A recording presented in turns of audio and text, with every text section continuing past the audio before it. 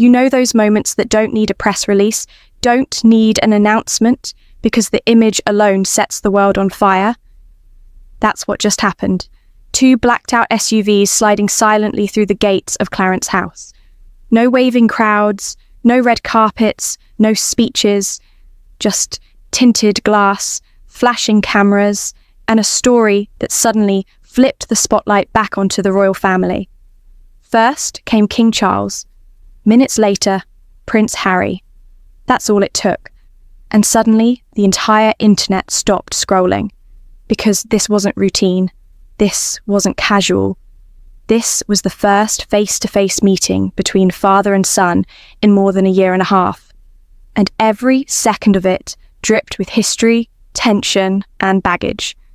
Now, the last time these two were seen together in private was February 2024, right after Charles's cancer diagnosis.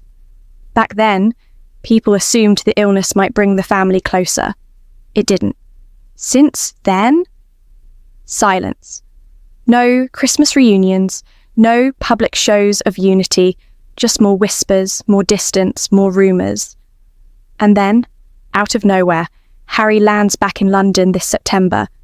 Officially, he's here for charity events and the Well Child Awards. But let's be honest, nobody cared about that. The only question was, would he dare to see his father? And if he did, would Charles even agree to open the door? The answer came fast. At 5:20 p.m. local time, Harry's car was spotted pulling up to Clarence House. No drama, no fanfare, just the subtle entrance of a man who once tore open the monarchy with bombshell after bombshell. And that's when the internet lit up. People knew exactly what they were watching. A moment that could either be the start of reconciliation or the final nail in the coffin. But to really grasp the weight of this, you've got to rewind. Go back 5 years to the day Harry and Meghan walked away from royal duties in 2020. From that moment on, it was chaos. The Oprah interview, the Spotify deal, the Netflix series, the memoir Spare. Every single move widened the gap between Harry and the family that once stood behind him. And it wasn't just quiet distance. It became open war. Harry exposed, accused, and broadcasted. The firm responded with silence. Deadly, calculated silence. That silence said, "You've chosen your side." So let's not kid ourselves. This meeting at Clarence House wasn't warm tea and father-son laughter. It was short, about 30 minutes, and tightly controlled. Think of it less as a reunion and more as a test, a temperature check, maybe even a final olive branch before time runs out. Because Charles, battling illness, carrying the weight of his crown, doesn't have endless patience left for drama. And here's where things get even more complicated. Notice who wasn't in the room. Prince William. The one person you'd think should be present during a meeting. This explosive kept his distance. No appearance, no comment, no support. And that silence from William might actually be the loudest sound in all of this. Because let's be clear, Harry's real problem isn't just with the crown, it's with his brother. Think about it. Charles is king. He's also a father staring at his own mortality. Illness changes people. It softens them, makes them question legacy. So maybe he was willing to at least try. But William? He's the heir.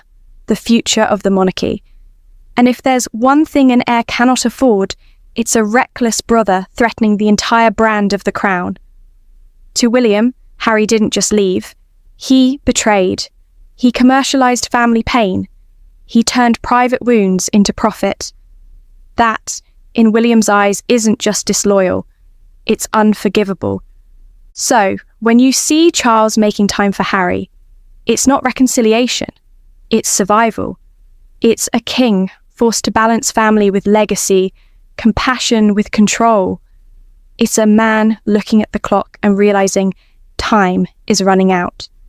Because cancer doesn't wait for PR strategies. It doesn't bow to tradition. It forces decisions. And this meeting, cold, structured, deliberate, was Charles trying to decide, is Harry worth the risk? Now, the optics here are fascinating. Every frame of that car arriving has been dissected. Harry's face, serious, unreadable. Charles, calm, but distant. No smiles, no waves, no warmth, just obligation stitched into every glance. And that tells you everything, because if this were about healing, they'd want the world to see it. Instead, this was deliberately hidden. No leaks, no smiling photos, no palace briefings, which means one of two things. Either it went so badly they don't dare spin it, or it was never meant to be warm in the first place. And here's the twist. Maybe it didn't matter, because the fact the door opened at all is huge. Remember, there were years when insiders claimed Charles wouldn't even take Harry's calls, messages ignored, attempts shut down. But this time, the king said yes. That's a shift. Maybe tiny, maybe meaningless, but a shift nonetheless. And yet, while Charles and Harry sat in that room, William was just miles away, refusing to take part. Think about that visual. A father and his youngest son behind closed doors, and the eldest, heir to the throne, choosing absence over olive branches. That's not oversight. That's strategy. William knows the cameras are watching, and his silence sends a message louder than any statement. I'm not playing this game. And Harry, he walked into Clarence House not as a cherished son, but as a liability.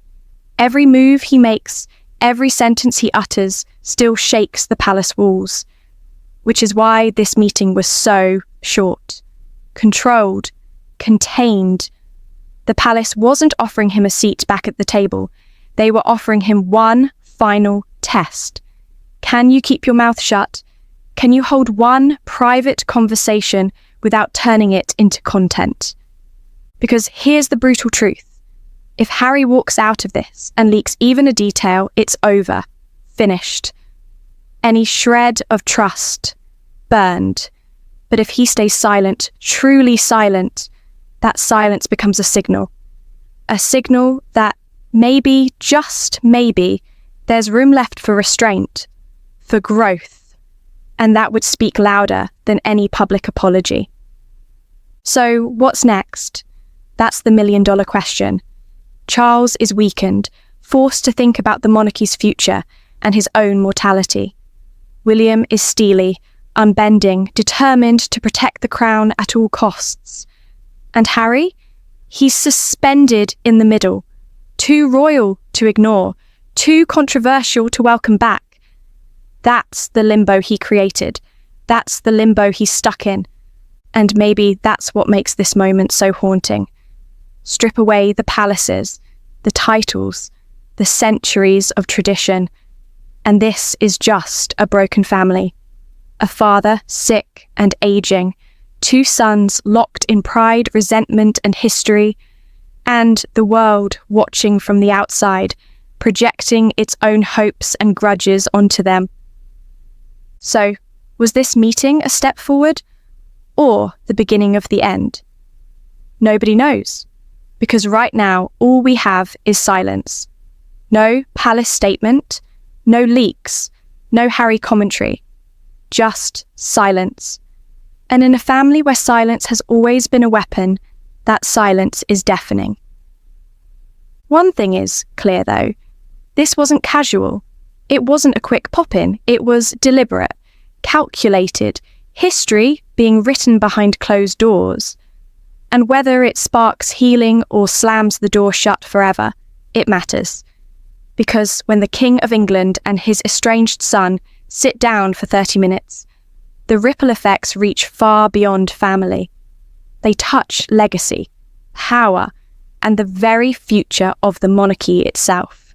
And as you watch this unfold, ask yourself, was this a father making peace with his son? Or a king running out of time, managing his final act before history turns the page? Whatever the truth, it's not the end of the story.